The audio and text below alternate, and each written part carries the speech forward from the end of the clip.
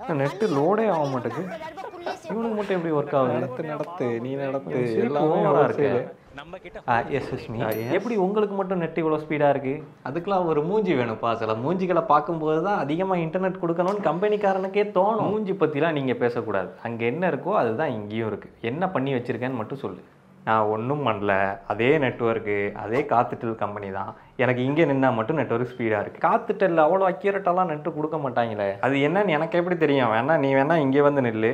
அது எப்படிப்பா அங்கே நின்னா மட்டும் நெட்டு ஸ்பீடாக வரும்? அது புதுசாக டெக்னாலஜி வந்திருக்கு. அந்த ஆப்பை இன்ஸ்டால் பண்ணி வச்சுருக்கேன். அதனால் எனக்கு இங்கே நிற்கும் போது மட்டும் நெட்ஒர்க் ஸ்பீடு டாப்பாக இருக்கும். இவன் சொல்கிற மாதிரி புதுசாக டெக்னாலஜிலாம் ஒன்றும் கிடையாது. ஆக்சுவலாக இன்டர்நெட்டு ஒவ்வொரு இடங்களை பொறுத்து மாறுபடும். அதாவது நம்ம ஒரே ரூமுக்குள்ளே இருந்தாலும் கூட நான் இங்கே நிற்கிறேன், இப்போ அவன் அங்கே நிற்கிறான் அப்படின்னா அதுக்கு தகுந்தாப்பில் இந்த இன்டர்நெட்டோட ஸ்பீடு வந்து மாறுபடும். அது எப்படின்றத நம்ம டீட்டெயிலாக பார்ப்போம். இந்த விஷயத்தை நான் எப்போ கவனிக்கிறேன் அப்படின்னு சொல்லி கேட்டிங்கன்னா, நான் ஊரில் இருக்கும்போது நம்மளோட யூடியூப் வீடியோ அப்லோட் பண்ணுறதுக்காக மொபைல் இன்டர்நெட்டை பயன்படுத்தினேன். அதாவது ஹாட்ஸ்பாட் ஆன் பண்ணி மொபைல் இன்டர்நெட்டை பயன்படுத்தி அப்லோட் பண்ணிட்டு இருந்தேன். அப்போது ஒரு இடத்துல இந்த கீழே இந்த ரூமில் வச்சுருந்தா மட்டும் எனக்கு இன்டர்நெட் ஸ்பீடு பார்த்தீங்கன்னா 1 MBPS கிட்ட போச்சு. அதே இது அந்த ரூம்ல இருந்து நான் வெளியில் போயிட்டாலோ இல்லை மாடிக்கு போயிட்டாலோ இல்லை எந்த இடத்துக்கு போனாலும் சரி இந்த இன்டர்நெட் ஸ்பீடு வந்து ஆட்டோமேட்டிக்காக ட்ராப் ஆயிடுது. சரி, இந்த டவர் எங்கே இருக்குது அப்படின்னு சொல்லி பார்க்குறப்போ டவரு அந்த ரூமுக்கு பின்னாடியே தான் இருக்குது. அப்போ நம்ம மொட்டை மாடிக்கு போகும்போது அந்த டவர்லேருந்து கிடைக்கக்கூடிய இன்டர்நெட் வந்து ஃபாஸ்ட்டாக கிடைக்கணும் தானே. ஸோ அப்படின்றப்போ மொட்டை மாடிக்கு போகும்போது கூட எனக்கு அந்தளவு இன்டர்நெட் ஸ்பீடு வந்து கிடைக்கல. ஆனால் 4 சவர் இருக்கக்கூடிய அந்த கீழே இருக்கிற ரூமில் பார்த்தீங்கன்னா எனக்கு இன்டர்நெட் ஸ்பீடு 1 MBPS கிடைக்குது. அப்போ இது எப்படி சாத்தியமாச்சு அப்படின்னு யோசிக்கும் போது தான் இந்த விஷயத்தை பற்றி வீடியோ பண்ணணும் அப்படின்னு சொல்லி தோணுச்சு. நம்ம மொபைலில் பயன்படுத்தக்கூடியது ரேடியோ வேவ்ஸ், அதாவது எலக்ட்ரோ மேக்னெட்டிக் வேவ் அப்படின்னு சொல்லி சொல்லுவோம். இந்த எலக்ட்ரோ மேக்னெட்டிக் வேவுக்கு ஒரு நல்ல உதாரணம் சொல்லணும் அப்படின்னா இந்த லைட். அப்போ நம்ம கண்ணுக்கு தெரியாத இந்த மொபைல்லேருந்து வரக்கூடிய ரேடியோ வேவும் நம்ம கண்ணுக்கு தெரியக்கூடிய அந்த லைட்டோட வேவும் ஒன்றா அப்படின்னு சொல்லி கேட்டிங்கன்னா ஒன்று தான். ரெண்டுமே எலக்ட்ரோ மேக்னெட்டிக் வேவ்ஸ் தான்.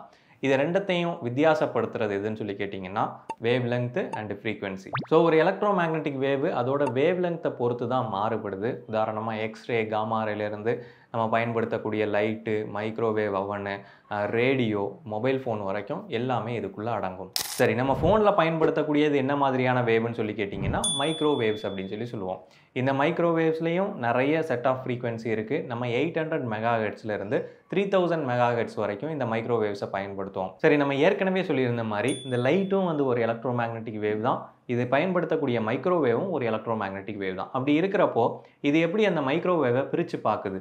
அதாவது நமக்கு வரக்கூடிய சிக்னலை இது எப்படி கரெக்டாக ரிசீவ் பண்ணி அதை நம்ம ஸ்க்ரீனில் தெரியக்கூடிய அவுட்புட்டாக மாற்றுது அப்படின்னு சொல்லி கேட்டிங்கன்னா அதுக்கு காரணம் இந்த ஃப்ரீக்வன்சி அப்படின்றது. இந்த வேவ் லெங்க்த்தும் ஃப்ரீக்வன்சியும் ஒன்னோட இன்னொன்று இணைஞ்சது. பட் அதில் ஏற்படக்கூடிய சின்ன சின்ன மாறுதல்களையும் குறிப்பிடணும் அப்படின்றதுக்காக தான் ஃப்ரீக்வன்சியை மெயினாக பயன்படுத்துகிறாங்க. சரி, இப்போ உதாரணமாக 1000 மெகாஹெர்ட்ஸ் அப்படின்ற ஒரு ஃப்ரீக்வன்சி ரேஞ்ச் இருக்குது. ஸோ நமக்கு செல் டவர் 1000 மெகாஹெர்ட்ஸை சென்ட் பண்ணுது. அப்போ அந்த ஃபோனுக்கு கிடைக்கிற சிக்னலில் 1000 மெகாஹெர்ட்ஸ் ஃப்ரீக்வன்சி இருந்தால் மட்டும்தான் அதை இன்புட்டாக எடுத்துக்கும்.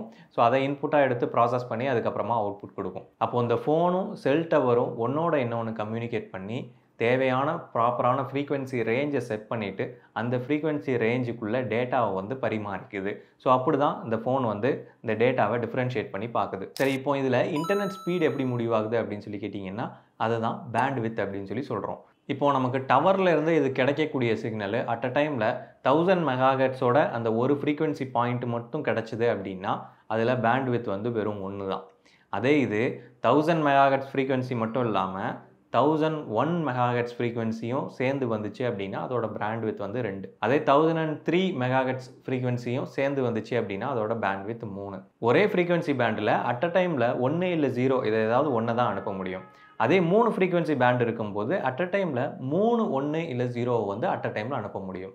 ஸோ இந்த மாதிரி அட் அ டைமில் கிடைக்கக்கூடிய டேட்டாவோட இன்புட்டை நம்ம அதிகப்படுத்துறதுக்கு நம்ம அந்த ஃப்ரீக்வன்சி பேண்டோட எண்ணிக்கையை, இந்த ஃப்ரீக்வன்சி பாயிண்ட்ஸோட எண்ணிக்கையை நம்ம அதிகப்படுத்தும் போது அங்கே தான் பேண்ட்வித் இன்க்ரீஸ் ஆகுது. இது மூலமாக தான் நம்ம அதிக ஸ்பீடை வந்து அட்டைன் பண்ணுறோம். சரி, இப்போ பாயிண்ட்டுக்கு வருவோம். இங்கே இருக்கும்போது இன்டர்நெட் ஸ்பீடு நல்லா இருந்துச்சு, அதே இங்கே இருக்கும்போது இன்டர்நெட் ஸ்பீடு ஸ்லோவாக இருந்துச்சு.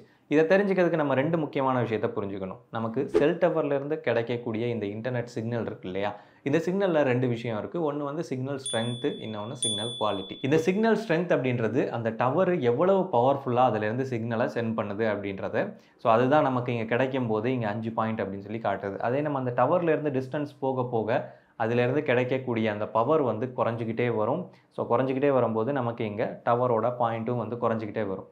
சிக்னல் ஸ்ட்ரென்த் நல்லா இருக்கும்போது எங்கே இது உதவும் அப்படின்னு சொல்லி கேட்டிங்கன்னா, நம்ம எவ்வளவு முக்கு மூலையில் உட்கார்ந்துருந்தாலும் சரி, இந்த சிக்னல் வந்து பவர்ஃபுல்லாக இருக்கிறதுனால அது அங்கே பட்டு இங்கே பட்டு ரெஃப்ளெக்ட் ஆகி நம்ம எவ்வளவு உள்ளே இருந்தாலும் சரி நமக்கு இந்த நெட்வொர்க் வந்து ப்ராப்பராக வந்து கிடைக்கும். அதே சமயத்தில் இந்த சிக்னல் வீக்காக இருக்குது, பவர்ஃபுல்லாக இல்லை அப்படின்றப்போ சாதாரண ஒரு மர டோரை கூட இதால் கடந்து வர முடியாது. கடந்து வந்தாலும் ரொம்ப சிக்னல் அடி வாங்கி தான் வரும். சரி, அப்போ சிக்னல் குவாலிட்டினா என்ன அப்படின்னு சொல்லி கேட்டிங்கன்னா, அதுதான் பேண்ட்வித் அப்படின்றது. அதாவது அட் அ டைமில் எவ்வளவு ஃப்ரீக்வன்சி பாயிண்ட்ஸு நம்மளை வந்து சேருது அப்படின்றத குறிப்பிடுறது தான் இந்த சிக்னலோட குவாலிட்டி. இப்போ உதாரணமாக நம்ம ஒரு ஃபைல் டவுன்லோட் பண்ணுறோம். டவுன்லோட் பண்ணும்போது இந்த இன்டர்நெட்டோட ஸ்பீடு நமக்கு 40 Mbps மேக்ஸிமம் ஸ்பீடு. ஸோ நமக்கு 40 Mbpஸும் அப்படியே கிடச்சிது அப்படின்னா அதுதான் ஹை குவாலிட்டி சிக்னல். அதே 10 Mbps தான் கிடச்சிதுன்னா அதுதான் லோ குவாலிட்டி சிக்னல். எதனால் அந்த சிக்னல் லோ குவாலிட்டியாக மாறுது அப்படின்னு சொல்லி கேட்டிங்கன்னா, அதுக்கு மல்டிபிள் ரீசன்ஸ் இருக்குது. ஒன்று வந்து டேட்டா டிராஃபிக்கிங்.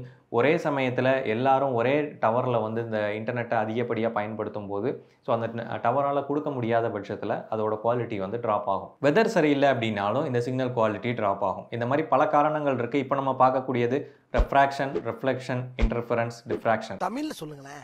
அதாவது ஒரு எலக்ட்ரோ மேக்னெட்டிக் வேவ் எடுத்திங்கன்னா, உதாரணமாக நம்ம பார்க்கக்கூடிய லைட் எடுத்தீங்க அப்படின்னா, இந்த லைட்டு எல்லா மீடியம் வழியாகவும் ட்ராவல் ஆகாது. கரெக்டாக? இப்போ உதாரணமாக இதில் தெரியக்கூடிய இந்த ஃப்ளாஷ் லைட்டை நான் கை வச்சு மறைச்சேன் அப்படின்னா உங்களுக்கு தெரியாது. அப்போது இந்த லைட் அப்படின்ற எலக்ட்ரோ மேக்னெட்டிக் வேவுக்கு வந்து சில லிமிட் இருக்குது. ஒரு குறிப்பிட்ட மீடியமை தான் கிராஸ் பண்ணும். கண்ணாடி மாதிரியான பொருள் வழியாக தான் இது ட்ராவல் ஆகும்.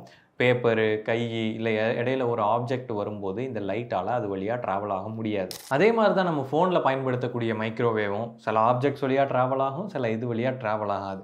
ட்ராவல் ஆகாத ஒரு ஆப்ஜெக்ட்ஸ் அப்படின்னா மெட்டலை வந்து சொல்லலாம். இப்போ மற்ற எல்லாத்து வழியாகவும் பயணிக்குமா அப்படின்னு சொல்லி கேட்டிங்கன்னா பயணிக்கும். ஆனால் அதில் ஒரு சின்ன பிரச்சனை இருக்குது. இப்போ உதாரணமாக நம்ம லைட் இருக்குது இல்லையா? ஸோ லைட்டு வந்து கண்ணாடி வழியாகவும் ட்ராவல் பண்ணோம்.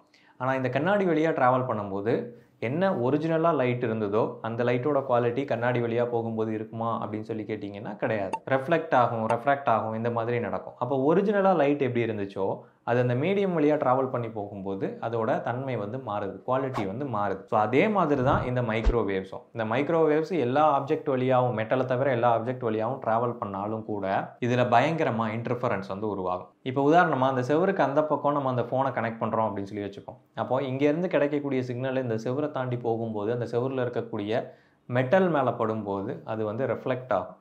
அதே அந்த செவரை கடந்து போகும்போது அதில் ரெஃப்ராக்ஷன் நடக்கும். ரெஃப்ராக்ஷன் மட்டும் கிடையாது, நிறைய இன்டர்ஃபரன்சஸும் உருவாகும். ஸோ இந்த மாதிரி நடக்கும்போது என்னாகும் அப்படின்னா அதில் பேண்ட் வித் வந்து ட்ராப் ஆகும். ஸோ இப்போ என்ன பண்ண போகிறோம் அப்படின்னா மொட்டை மாடிக்கு வந்திருக்கோம். இங்கே என் தலைக்கு பின்னாடி பார்த்தீங்கன்னா ஒரு டவர் இருக்குது, அண்டு சுற்றியும் கூட 2-3 டவர்ஸ் இருக்குது. இதில் எது காத்துட்டல் எது வந்து ஜியோ அப்படின்றது எனக்கு தெரியல. ஆனால் நம்ம ஜியோவை யூஸ் பண்ணி தான், அதில் தான் 5G இருக்குது எனக்கு அப்படின்றதுனால ஸோ ஜியோவை யூஸ் பண்ணி நம்ம எவ்வளவு அதிகமாக இந்த இன்டர்நெட் ஸ்பீடு போகுது அப்படின்றத டெஸ்ட் பண்ண போகிறோம். ஒரு 2-3 ஃபைலை டவுன்லோட் பண்ணி நம்ம பார்க்கலாம். ஸோ இப்போ வந்துட்டு நான் வெப் சீரிஸ் வந்து டவுன்லோட் பண்ணுறேன். ஒரு 10-15 ஃபைல் வந்து நான் டவுன்லோட் போடுறேன். அப்போ தான் நமக்கு வந்து இன்டரப்ஷன் இருக்காது. ஏப்பா 58 Mbpsலாம் கிடைக்குது.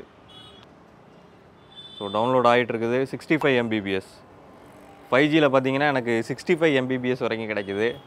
பரவாயில்லையே. 66 டவுன்லோட் பண்ண ஃபைல்லாம் பார்த்தீங்கன்னா உடனே முடிஞ்சிருச்சு. இப்படின்னு தெரிஞ்சிருந்தால் நான் ப்ராட்பேண்டே வாங்கியிருக்க மாட்டேனே. ப்ராட்பேண்டில் பார்த்தீங்கன்னா எனக்கு கிடைக்கிறது அதிகபட்சமாக 5 Mbps. நான் சொல்கிறது பைட்டு.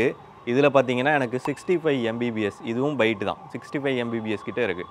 சரி, இப்போ கீழே போய்ட்டு இதே 5G நெட்வொர்க்கில் எவ்வளோ ஸ்பீடு கிடைக்குது அப்படின்றத பார்க்கலாம். இப்போ நம்ம கீழே வந்துட்டோம். அதே மொபைல் நெட்வொர்க்கை இப்போ ஆன் பண்ணி வச்சுருக்கிறேன். ஸோ இப்போ அதில் நம்ம இப்போ டவுன்லோட் பண்ணி பார்க்கலாம் எவ்வளோ ஸ்பீடு போகுதுன்னு சொல்லிட்டு. ஸோ டவுன்லோட் வந்து ஸ்டார்ட் ஆகிடுச்சு. இதில் ஸ்பீடு பார்த்தீங்கன்னா ஆவரேஜாக 25 Mbps வரைக்கும் கிடைக்குது. ஆனால் நம்ம மேலே செக் பண்ணும்போது அதிகபட்சமாக 60 Mbps போச்சு. 50 Mbps ஆவரேஜாக கிடச்சிது. ஸோ இங்கே அதிகபட்சமாக 40 Mbps கிட்ட தான் போகுது. சரி, இப்போ என்ன பண்ண போகிறோம்னா நம்ம மொபைல் நெட்வொர்க்கை டிஸ்கனெக்ட் பண்ணிவிட்டு கீழே உள்ள என்னோட ப்ராட்பேண்ட் கனெக்ஷனோட, அதாவது காத்துட்டெல்லோட ப்ராட்பேண்டோட நான் ஒய்ஃபை வந்து கனெக்ட் பண்ண போகிறேன். ஸோ இப்போ பார்த்தோம்னா நமக்கு நெட்வொர்க்கோட முழு கண்ட்ரோலும் வந்துட்டு கீழே என்னோட ப்ராட்பேண்டோட அந்த ரவுட்டரில் தான் இருக்குது அப்படின்றதுனால ஸோ நமக்கு கீழே இருந்து தான் இன்டர்நெட் வந்து இப்போ இந்த மொபைலுக்கு வரப்போகுது. ஸோ இப்போ இது எவ்வளோ ஸ்பீடு இருக்குது அப்படின்றத பார்ப்போம். ஆல்ரெடி சிக்னல் ஸ்ட்ரென்த்தே வந்து கம்மியாயிருச்சு கீழே இருந்து. இப்போ வந்து பார்த்தீங்கன்னா சிக்னல் ஸ்ட்ரென்த்து ஃபுல்லாகவே இருக்குது. நம்ம மறுபடியும் குறைஞ்சிட்டு இப்போ பார்த்தீங்கன்னா எனக்கு சிக்னல் ஸ்ட்ரென்த் வந்து ஃபுல்லாகவே இருக்குது. இப்போ வந்து நம்ம அதே மாதிரி நெட்ஃப்ளிக்ஸில் போய்ட்டு சில ஃபைல்ஸை வந்து டவுன்லோட் பண்ணுவோம். அதிகபட்சமாக 1.4 Mbps வரைக்கும் கிடச்சிது. இப்போ பார்த்தீங்கன்னா 900 kbps அவ்வளோதான் கிடைக்கிது ஸ்பீடு. நமக்கு சிக்னல் ஸ்ட்ரென்த் ஃபுல்லாக இருந்தாலும் கூட நமக்கு ஸ்பீடு பார்த்தீங்க அப்படின்னா கேபிபிஎஸ்ல தான் கிடைக்கிது. அதாவது 300 kbps 400 kbpsல தான் கிடைக்கிது. ஸோ இதே ஒய்ஃபை நெட்வொர்க்கை நம்ம கீழே போயிட்டு ஒய்ஃபை கிட்ட வச்சுட்டு அப்போ எவ்வளோ ஸ்பீடு கிடைக்குதுன்னு சொல்லி செக் பண்ணலாம். இப்போ அதே ஒய்ஃபை நெட்வொர்க்கில் நம்ம கீழே செக் பண்ணலாம். இப்போ பார்த்தீங்கன்னா ஒய்ஃபை கிட்ட தான் ஃபோன் இருக்குது, கீழே தான் வந்து இதோட ரவுட்டர் வந்துருக்கு. ஸோ இப்போ நம்ம டவுன்லோட் ஸ்டார்ட் பண்ணலாம், எவ்வளோ ஸ்பீடு கிடைக்குதுன்னு பார்ப்போம். இப்போ பார்த்தீங்கன்னா நமக்கு 3 Mbpsக்கு மேலே கிடைக்குது. நமக்கு மேலே மொட்டை மாடியில் கிடைச்ச ஸ்பீடை விட இந்த ஒய்ஃபை ரவுட்டர் கிட்ட நம்ம பயன்படுத்தும் போது கிடைக்கக்கூடிய ஸ்பீடு வந்து இன்க்ரீஸ் ஆகிருக்கதை பார்க்க முடியும். அப்போ நீங்கள் கவனிச்சிங்கன்னா தெரியும், நம்ம மொட்டை மாடியில் மொபைல் நெட்வொர்க் வந்து நமக்கு ஸ்பீடாக இருந்தது. அதே இது ஒய்ஃபை நெட்வொர்க்கு நமக்கு ஸ்லோவாக இருந்தது. அதுக்கு காரணம் என்னென்னா ரெண்டுத்தோட சோர்ஸும் வேறு வேறு இடங்கள்ல இருக்குது. இப்போ மொபைல் நெட்வொர்க்கோட டவர் வந்து பார்த்தீங்க அப்படின்னா வெளியில் உயரமாக இருக்கும் அப்படின்றதுனால நம்ம பில்டிங்குள்ளே இருக்கும்போது அது சரியாக கிடைக்காது. மாடியில் எந்த விதமான டிஸ்டர்பன்ஸும் இன்டர்ஃபரன்ஸும் இல்லாதப்போ நமக்கு அதோட நெட்வொர்க் ஸ்பீடு வந்து நல்லா இருந்துச்சு. அதே இது ஒய்ஃபை நெட்வொர்க் பார்த்தீங்க அப்படின்னா பில்டிங்குள்ளே தான் நம்ம வச்சுருக்கோம் அப்படின்றதுனால மொட்டை மாடிக்கு வரும்போது அது ஆல்ரெடி ஒரு கான்கிரீட் லேயரை தாண்டி அந்த சிக்னல் வெளியில் வருது அப்படின்றதுனால பயங்கரமாக ட்ராப் ஆகி இல்லை இன்டர்ஃபரன்ஸ் உருவாகி தான் நமக்கு கிடைக்கும் அப்படின்றதுனால தான் நமக்கு அதோட நெட்வொர்க் ஸ்பீடு வந்து கம்மியாக இருந்துச்சு. நீங்கள் ஒன்றே யோசிக்கலாம், அடே நீ முதல்ல காமிச்ச வீடியோவில் மொட்டை மாடிக்கு போனப்போ சிக்னல் ட்ராப் ஆச்சு, அப்போ எந்த விதமான இன்டர்ஃபரன்ஸும் இல்லைன்னா மொட்டை மாடியில் போனப்போ சிக்னல் நல்லா வந்திருக்கணும் தானே அப்படின்னு சொல்லிட்டு நீங்கள் கேட்கலாம். கரெக்டு, சிக்னல் நல்லா வந்திருக்கணும். ஆனால் ஏன் வரல அப்படின்னா நம்ம ஹாட்ஸ்பாட் ஆன் பண்ணியிருந்தோம். ஸோ கீழே லேப்டாப்பில் கனெக்ட் ஆகிருந்தது அப்படின்றதுனால இந்த லேப்டாப் இருக்கிறது வந்துட்டு அந்த என்ன சொல்கிறது சீலிங்க்கு கீழே தான் அந்த லேப்டாப் இருக்குது. அப்போது இந்த இன்டர்ஃபரன்ஸ் இந்த ஒய்ஃபைக்கு இடையில உள்ள இன்டர்ஃபரன்ஸ் வந்து அதிகம். ஸோ அதனால் என்ன தான் நமக்கு நெட்வொர்க்கோட நல்லா கனெக்ட் ஆனாலும் கூட கீழே லேப்டாப்போட ஒழுங்காக கனெக்ட் ஆகலை அப்படின்றப்போ எப்படி அதை அந்த சிக்னலை நெட்வொர்க் அனுப்பும். அதே ரூமுக்குள்ளே போகும்போது பார்த்தீங்கன்னா நெட்வொர்க்குக்கும் எனக்கும் ஒரு வால் தான் அப்படின்றதுனால ஸோ அது வழியாக எனக்கு ஓரளவு ஸ்பீடான இன்டர்நெட் கிடச்சிது. என்னதான் நீங்கள் சிக்னல் ஸ்ட்ரென்த் 10 பாயிண்ட் வச்சுருந்தாலும் நிறைய இன்டர்ஃபரன்ஸ் இருந்தது அப்படின்னா இந்த குவாலிட்டி மட்டமாக தான் இருக்கும். அதனால தான் ஃபோன் பேசும்போதெல்லாம் சிலர் சொல்லுவாங்க, டவர்லாம் எனக்கு 5 பாயிண்ட் இருக்குப்பா, ஆனால் பேசுகிறது தான் சரியாக கேட்க மாட்டேங்குது அப்படின்னு சொல்லிட்டு. அதுக்கு காரணம் இது குவாலிட்டி அடி வாங்குறது தான். இவ்வளோ தான் இந்த வீடியோ உங்களுக்கு பிடிச்சிருக்கும் புரிஞ்சிருக்கும் அப்படின்னு சொல்லி நம்புகிறேன். இன்ஜினியரிங் ஃபேக்ட் சேனலுக்கு சப்ஸ்கிரைப் பண்ணுங்கள். நன்றி.